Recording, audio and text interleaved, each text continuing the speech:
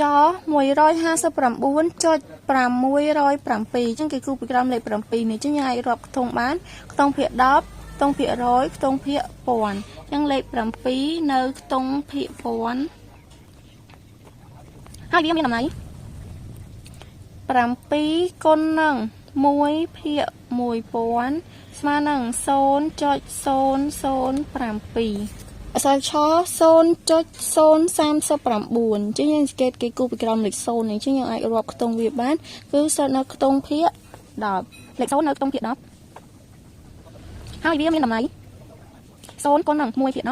គុណ 1 ភាគ 10 ស្មើនឹង 0 ដល់ចុចដល់ច 0.075 ចឹងគេមកគេគូពីក្រោមលេខ 7 ចឹងលេខ 7 នេះស្ថិតនៅខ្ទង់ភាគ 100 យើងរាប់ពីដំបូងមកភាគ 10 ភាគ 100